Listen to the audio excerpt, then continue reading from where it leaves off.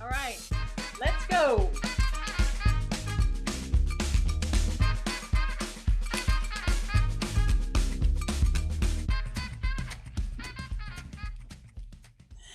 All right, welcome back to the Connecting Juice. Woo! Way to whip it up, y'all. That is our new custom music written by Rich Harris. Whoop-de whoop.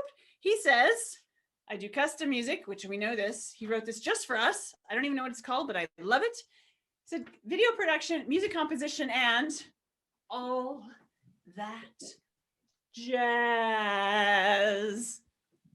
You're welcome. Awesome. All right, Connecting Juice. What is all this talk lately about happiness? What is all this talk about happiness? Like, this is not a new concept. This is something that we bandy about, like a lot of things. And there's so much to it. Well, here's the deal. Happiness involves a lot of things. And today's guest, I've had the pleasure of sitting at the bar with. I've had the pleasure of laughing with.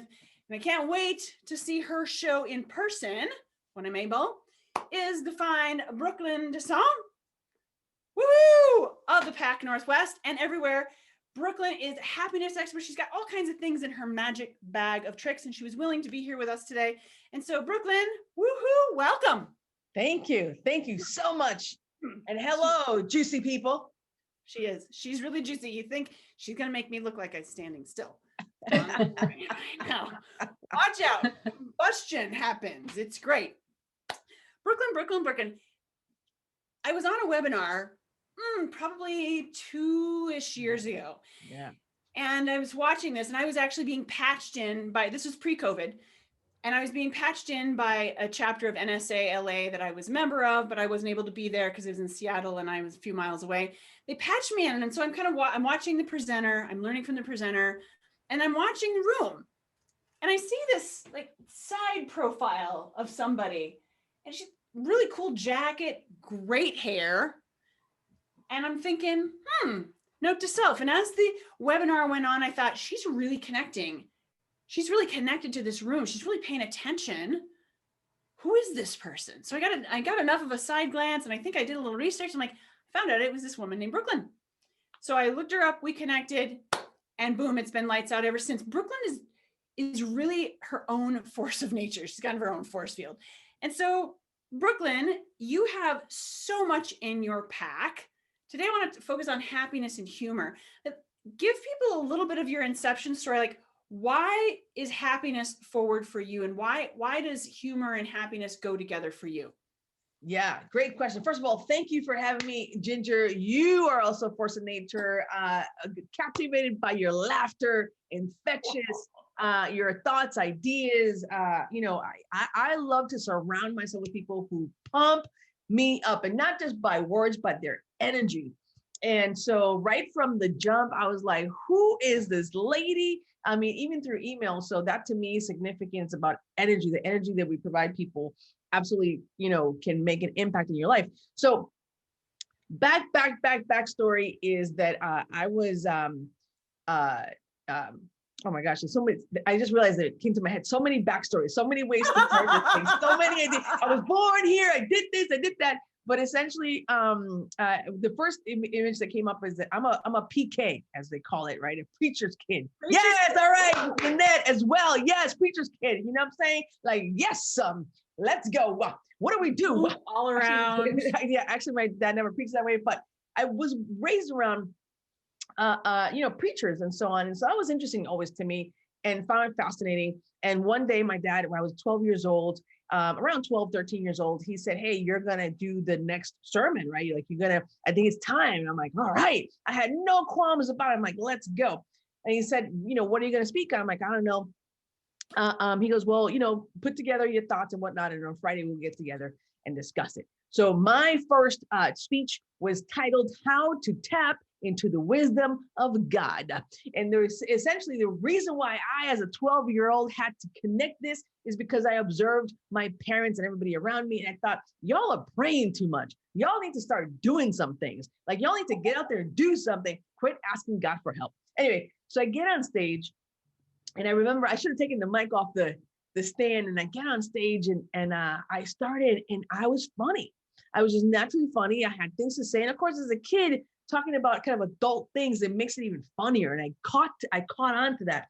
And here's 200 people just laughing, and I'm talking to them about tapping into the wisdom of God and how basically we need to quit being babies and do something like what's going on? Where does she think she's coming? Right? Who does she think she is? But it was great because I had the age that people kind of listen. So I did this for a bit of time, and I thought I was just hooked on phonics. I love being on stage, love making people laugh. And then later, as I progressed through my adulthood, I got into corporate training, and I'm a corporate by profession, a corporate trainer. And I remember walking down the street one day in Portland, Maine, where I was living. And there was this little, if you've ever been to Portland or Maine in general, Portland, Maine is a beautiful has great seaside, is a phenomenal place to go to vacation, hence why it's called Vacation Land. And there was this little shop on the side of the road, and and I'm like, what is this? And it said the Comedy Connection. And I was like, what is this? Never been to a comedy club in my life. And again, as a boy, I was at that point, I want to say, geez, like 22, 23 years old. Okay. And still sort of had been in church. And so we didn't partake in, alcohol, drugs, or anything that's fun. So basically, I walked into this place, and one of the key things was that you have to have like a 2-drink minimum. I'm like, well, does water count? And they go, no, yeah, but you need to have some cocktails. And I think I ordered some cocktails, never drank them, but I didn't know what I was going to experience. I'm like, what is this? They go, you know what? Just watch the show and see what happens. So I watched these comedians do their thing, and I thought, wow, can you imagine making a living at actually getting on stage and making people laugh? This is amazing. And so immediately asked the club owner, like, how do I do this? And he says, well, actually I have a class starting in a couple of weeks. I took a stand-up comedy class, which I recommend to everyone. Take comedy, take improv. It will revolutionize your communication skills. In general, just increase confidence, all kinds of things. A good, what do you call it? Aftermath of taking these classes. And I haven't looked back since. So I continued doing comedy as well as my corporate career, which I continue to do. And then eventually, when I thought about becoming a speaker, a motivational speaker, I'm like, how do I take what I've learned, the greatness that I've learned in comedy and developing comedy into the corporate world? And so I started talking about humor in the workplace. Well, as we all know, how sometimes corporate can be humor impaired. People think they're happy, but nobody's told their face. And so I'm like, how do I help? And also, it's got that one. All right. Yeah, right. How do I help these folks? And I found that HR, and I obviously working in HR, found that the word humor kind of made people nervous, right? And I hated having to always have on my website, I'm a clean comedian. Like, why do I have to explain how clean I am? Like, this is terrible. So I just changed the word from humor to happiness. Done. Like it became a thing. It became immediately people recognize, it's like, yes, happiness. We need more happiness. And really, so I market myself, as a happiness expert. But really, when I get on stage, I do stand up, if you will. I do comedy and humor. But then started to really study the power of humor and laughter in life. And as most people probably in this room know, how powerful it is. But one of the things I discovered was, wow, it really shifts and changes how we think, how we deal with stressors, how we deal with anything around us, because I was dealing with that as a comedian. Because what comedians do is we take challenging situations. You probably know a lot of comedians, and you hear their life stories, and they had terrible life childhoods and terrible situations, but yet make people laugh. Like, what's the connector? And the connector is that we look at situations and turn them upside down. Look at them from different perspectives and think about, what's the humor in this? And oftentimes what we find is that humor is actually truth, which is what makes us laugh. Because when somebody's point of view about something is true, it absolutely makes us laugh. And I thought, wow, there's definitely something here for me to bring to the corporate environment. And so, so I just started my path doing that in terms of teaching and helping corporates be able to find, the truth in situations, turn them upside down, and find humor because once you laugh, your brain opens up. Like if you're in a stressful situation and you start laughing about something, even fake laugh, which is where laughter yoga comes in, even fake laugh helps the brain to sort of chill out. Like this is not a fight or flight situation.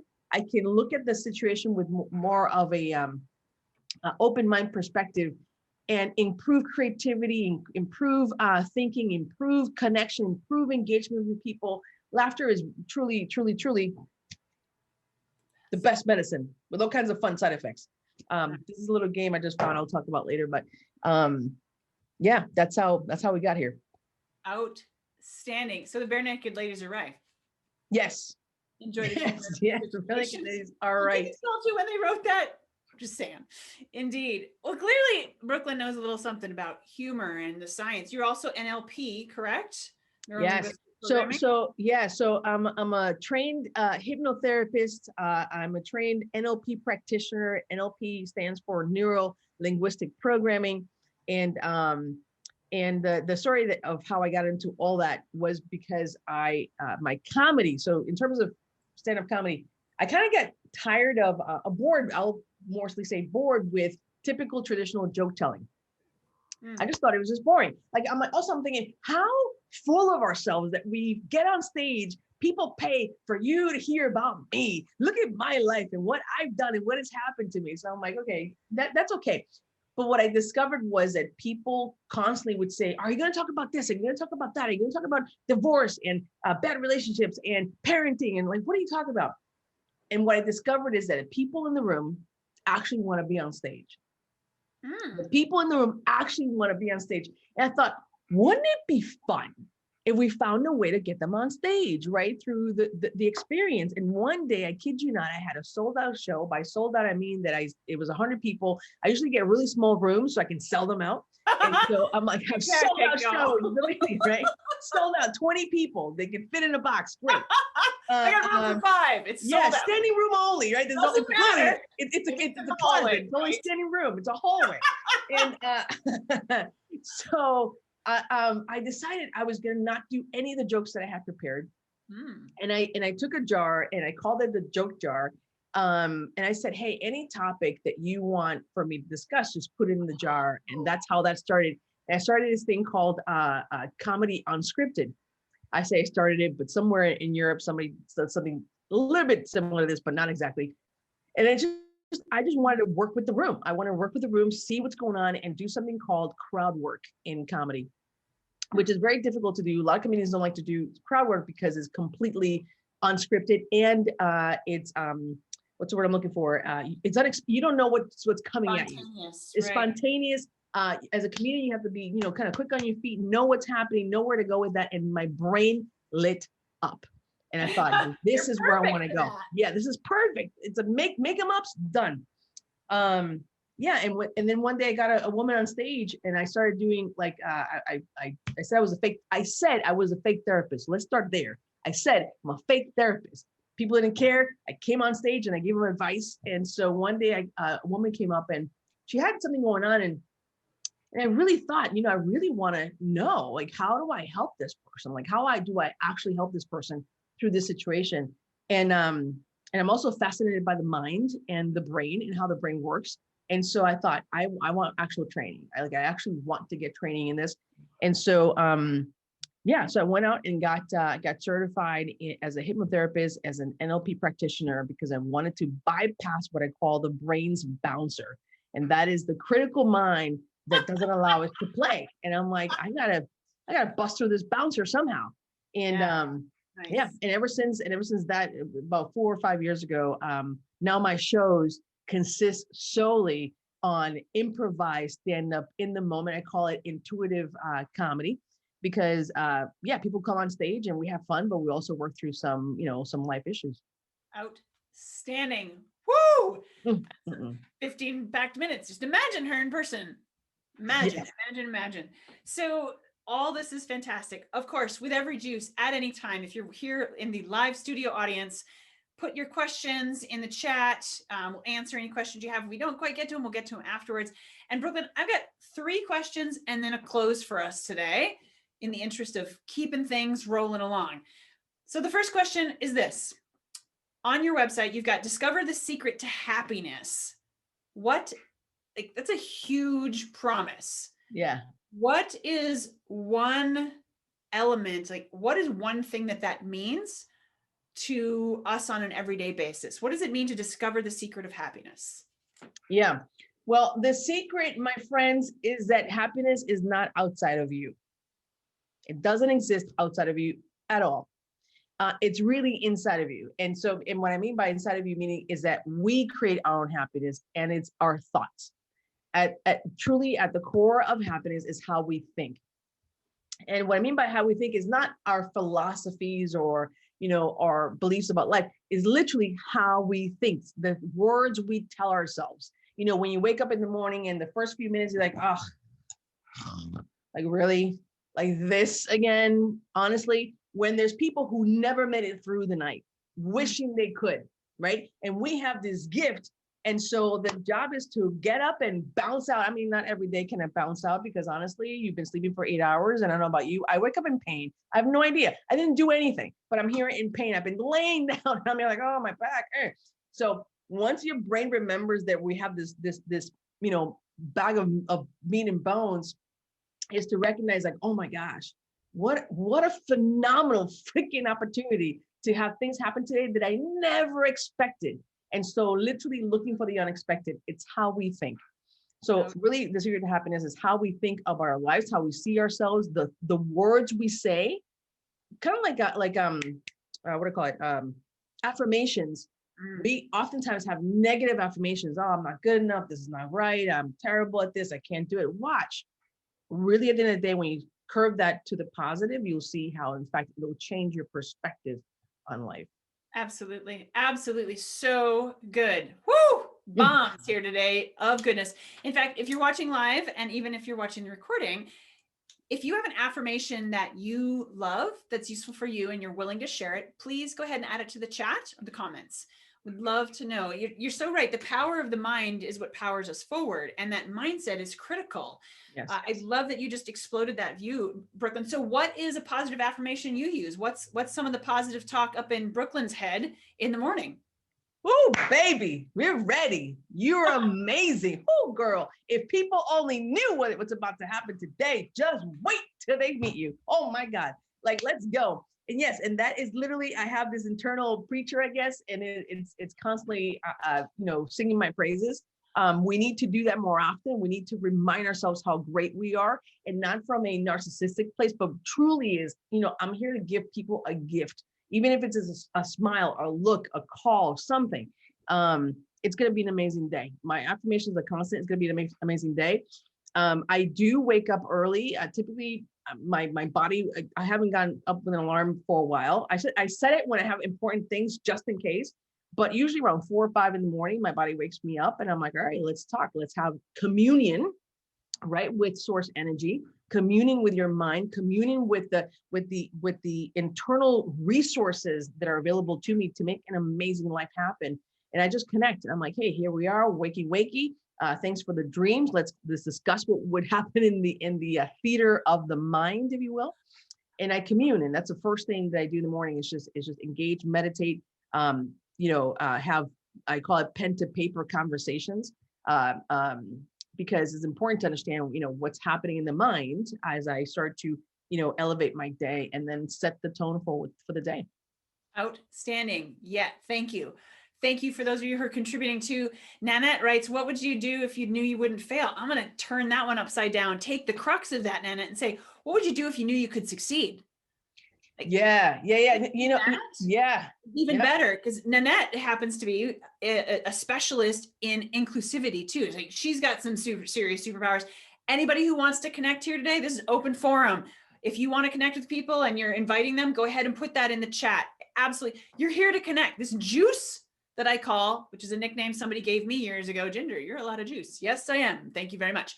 Is exactly what Brooklyn is talking about. It's that affirmation. It's that connection. And I love how you said comedy increases confidence. Oh, that's so good. You could insert whatever your superpower is. Connection improves confidence. Whatever it is, if it's something positive, it's going there. And I've taken an improv class. If anybody else has taken an improv class, give us an emoji on your screen. this is super interesting, fascinating, mad skills that you'll use over and over again. So I love that you did that. The second question, this is only going for 6 hours, folks, so stay tuned. Kidding. But we could. We could. We could do a marathon. Yes, right? Easy, it's good. And we'd be done. Like, here. Aren't we in the triathlete or the Iron Woman or whatever it is? Okay, number 2. How do we, on your website, you remember that Jafar line in Aladdin, like, incredible cosmic power? Remember? Okay, that's a yes. So you promise on your site that you help people unlock unlimited positive energy. Why are you interested in helping people do that, Brooklyn? That's a great question. And I'm going to take the opposite route of, I've actually been wanting to say this for a long time. And I thank you for the opportunity, because so in my office here, home office, I have whiteboards and I have flip charts. I would recommend anybody in your office have stuff to dump your thoughts onto, because you can see them visually. And I asked myself, so why do I do this? Like, what's my why? Why do I do this? And it's because, every speaker, every coach, every helper, we help in the area that we want to improve in, actually, right? That either we want to improve in, or we've gotten good at in some way. It's really the calling that we have. And our calling comes from a place of pain, a place of challenge, right? Particularly in our childhood. And one of the things that for me that I found consistently sort of a pattern is, wow, the feeling of either not being good enough, or the feeling of not so much sadness, but like just being down, like how do I get out of my own way to achieve what I want to achieve? And that caused me to think about, what are the things that I do that actually help me to feel a little bit better? And I'm like, oh man, laughing, but more importantly, helping people laugh. Finding a way, because I found that when I was in this place of like darkness and not happy, or I wouldn't call it depression necessarily, but certainly, dark moments where you like, I'm just not feeling it today, right? It's like there's a constant cloud over you. And for many, many years, I felt that, whether that's in a corporate environment or just in my life in general, I just would feel down. And I'm like, this sucks. Mostly because my brain knew there's a better way. We just have to go find it. Like, how do we do it? And I found that, man, when I laughed, but more importantly, when I made people laugh, that ability to help others laugh made me feel good. And whenever that would happen, I'm like, oh, this is kind of back to your environment. This is pretty juicy. This is pretty fun. How do I keep doing this? And how do I do this more and more often? And I just accepted that this was a gift, right? This is a gift. I can help people. Let's just do it. And it comes very naturally to me. So I'm like, let's just keep going in this path. But I did it because there's many times when I was not happy. I was not feeling great. And it just sucked to be in that space for too long. And even now, as a quote unquote happiness expert, I rely on the tools that I have built out for myself. And I even think to myself, wow, if this is me with all the tools that I have available to me, right, to be able to pull out of a dark place, I imagine the people that don't have these tools and how much help they need to help them. Yeah. Wow, there's the nugget. Yep.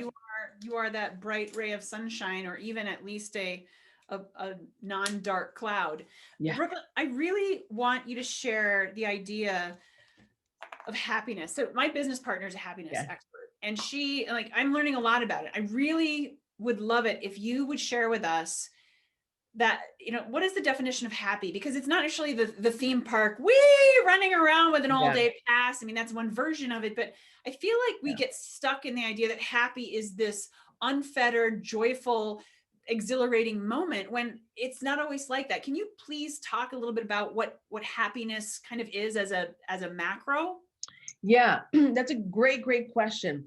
And I'll summarize by saying happiness is not a destination. Right. So it's not that I am looking to, because there's moments when you're happy and then the next minute you're not. Like, what the hell happened? Like, right. It's an emotion, but it's not a destination. It's a state of mind. Right. It's a state of mind that even when you're in a state of mind that allows you to, as you are going through a challenging situation, and the best thing I can describe literally, because you're talking about juice, it's like, and forget the pun, but it's the brain's lubricant to allow the mind and the brain to work through challenges. It's a state of mind. So, as an example, there is a book which I recommend to everyone to get. It's called Mindset, and it's the work done, right? And some of you have maybe heard it. Yes, right? Carol Dweck. Yes. Yes, One of the yes, best books yes. out there. Anybody Yes, else? Debbie, you've read it, I'm guessing. Yep, you have it probably. It's Becky. If you have not read this book, get this book, keep this book, use this book. Keep going. Yes. No, in fact, I ordered more because I almost giving it away. And one of the things that she talks about, if you remember, as she began this exploration of understanding, why do people behave differently? What is it that helps them to behave differently? And she had given, there was a situation where she'd given puzzles, very difficult puzzles, to a bunch of kids, and I can't remember the age group, but a bunch of kids, right? And some kids were just beyond, excited to get in front of this challenge. Like they were like, yes, finally. They were literally licking their lips and writing their hands like, oh, this is good, right? I can't wait. And then you had these other kids, like goosebumps because it's such a powerful moment. These other kids who were like, oh, like what? Like, oh, I can't do this. Like, oh, I can't. Because this concept of that we're constantly trying to improve our lives, it's something that we all are trying to do. The way in which you do it, you can achieve more when you are in a state of happiness, meaning no matter what's happening, you are curious, you're interested, you're in wonderment, literally in wondering, where's this going? What's in here? Oh, this is going to be good. Literally when things, because I've developed a comedic brain, every time something happens to me, I'm like, oh, this is interesting. I wonder what's on the other side of this thing. We get very curious. It's a state of being. So it's not a destination. And it also does not mean that because you're happy, you're going to ignore life's responsibilities. You're going to ignore, what matters. No, that's not what we're saying. The state of happiness is that you're able to think differently, think through situations, think through challenges, give your mind the opportunity to use all its resources. And what I mean by resources mean creativity and visioning. Gratitude helps with this. And we can talk about the things that help, but certainly give your brain every possibility to solve problems. Happiness is literally the best state to be in to solve problems. It's in our Constitution, right? In pursuit of everything else and happiness, right? Because ultimately, in pursuit of it, in other words, and I don't say you have to be in pursuit of it, you can literally feel happy right now in the moment, regardless of what's happening, because you can change your brain state. It's to me the lubricant that allows your mind and to do what it needs to do to solve problems and challenges in life. Mm. Woo! Y'all. Thank you. Good, oh, so good, Brooklyn. I got to know before I ask the third question. Do you have a live show coming up? Oh, that's such a good question. I just did a show, another Zoom show, where I took this concept of improvisation stuff on Zoom, and it worked incredibly. So I don't have one lined up. Typically, I'll do one once a quarter. So at this point, we're probably looking at potentially July, August to do a show. I would love to do it live, but if not, we'll do it on Zoom as well. But it was a lot of fun. Okay. So your best website is? Yeah. So I think it's on here somewhere, is the Happiness Consulting Company, or easy enough to remember is brooklynhappiness.com. Takes you to the same place. Brooklyn Happiness. Larry will put that in the notes and in the comments. So yes. Oh, so good. Aren't you glad you're here? I'm sure glad you're here. It's good to see you all. This is what a boost of juice. I love this. So third question before the closing is, who is happiness for, Brooklyn? Well, we'd say for everybody, right? Happiness is really for everyone. What I'll tell you, a bit of a different question that comes to mind from that same question is sort of what I see as there's two paths, right? There's those people who will put down people who are happy, who will get you like, oh, this person's so happy, like, oh my God, like quit being so happy, right? It's like they'll put people down for it. And then there's people who don't care. And I'd say be in the pack that does not care. Decide right? To be deliberately, really lean into deliberate discomfort around happiness. Mm. Lean into deliberate discomfort around happiness. And what I mean by that is that, again, it's not like a destination, it's a state of being. If you decide, look, I'm going to find a way to find joy. And by the way, a better word really is joy, is learning to find joy in situations, despite how difficult they are. And not, again, you're not downplaying the situation. You're saying, wow, how can I solve this? What's here for me? What's the gift? How can I improve this scenario and find a way to find joy? It is for everyone, but people will also, because of all that's going on for them, will push back, or will what's the word? Will try to take away some of that joy. But I promise you, when you lean into that discomfort, and by discomfort, I mean, still find a way to behave in a way that is positive and more motivating and joyful than not. As an example, a couple of years ago, I was walking, I do not gamble, but I was in Vegas. I do not like walking through casinos, because to me is, believe it or not, is the saddest place, where people are just sitting there. I mean, if you like to gamble, that's you, but sitting there in this machine, I'm like, oh my God, there's so much life happening. Like, there's literally life outside of this building. And I decided that I would smile and say hello to everyone that was walking in my vicinity. And instantly, and I was uncomfortable, but I'm like, I'm going to do it anyway. I'm going to do it anyway, because their faces were so miserable. I mean, miserable. I call it resting business face. Resting business face. And so their faces were so miserable. And I often say, literally, happiness is underneath. It's literally under your nose. Literally, your smile. And so, right. And so I would say hello and smile, and I would watch. Within seconds, their face would crack open with another smile. Right? Oh, hey, like, yes, hi. And it didn't ask about whether you won or lost. I just gave them a smile, and their face instantly changed. That's the power of just being in the state of joy. Like, I'm just going to share this with you, and who knows what's going to happen after this interaction, but very likely it will be more positive than negative, particularly because our brain, we are literally wired to think and to process things negatively, not for other reasons that the brain is designed to help us to survive. It is designed to also keep us thinking in negative ways. So I have to work this effort to work and to find joy and happiness. Outstanding. Oh, so good. So good. So good, y'all. My wrap-up question today is, one thing that makes me really happy, that brings me joy, that makes me laugh, all of the above, that really connects me, is hosting dinner parties. And it's actually a service I offer now for really great teams. Nice. Brooklyn, I want you to think about a dinner party, potluck, picnic, like insert whatever you want. Tell us a tiny story about a dinner party that made you happy, that helped you feel connected. It could be one you hosted. It could be one you went to. This is a hot seat. I didn't let her know I was going to ask this question, everybody. So yeah, there is it. First of all, I love what you just did, because questions immediately have us go internally, and I allow whatever images to come up to be the image, and two came up. But essentially, and I'm trying to think the connection here. It's all about people meeting people. I have a friend who does a Friendsgiving every year. Okay. And and I had heard of it, but I had never gone to it. And all of a sudden I'm like, oh my gosh, how come I haven't been invited? Like, hello, like, do you realize like I could make this party really amazing?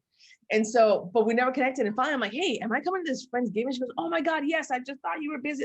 Anyway, she invites me to this thing. And it was the most amazing meal in a very humble, home, super, and when I say humble, super tiny apartment. And there were so many people that we had, this is before COVID, of course. We had like to not just make an L-shaped table. It was like L and H and T, because it went through the hallway and into the bedroom. Like, it was like, and people just kept passing things along. It was the best. Like Whoville. Like, yeah, I'm like, what? Beast. I'm like, that's amazing. It's like, and I'm like, and there was salt and pepper shakers and butter, like every 5 people, there was like something. I'm like, what a great idea. And she just kept expanding. And like at some point, we got to the point where it wasn't even a table. It was like a makeshift what do you call it thing? Assembly line? Yeah, no, like a what TV Conveyor dinner, belt. like a tray, just a tray. Like, okay, so you have this tray on my lap. Like we just kept going. I don't know. There's so many people in this place, but it was all you could hear is people talking and laughing and sharing and connecting. And I'm like, this is truly a place to be thankful, right? And at some point, we all got quiet. I'm like, hey guys, kind of like, I just wanted to thank the hostess, and it was great fun. But everybody brought a little bit of something. And it was truly a connecting moment, but it's making the best of the situation. And that's really what it came down to, because she didn't know how she was going to make it happen. I'm like, let's just keep going. Let's just keep adding tables and see where it goes. But yeah, it's truly about connecting and finding the joy in the moment is what matters.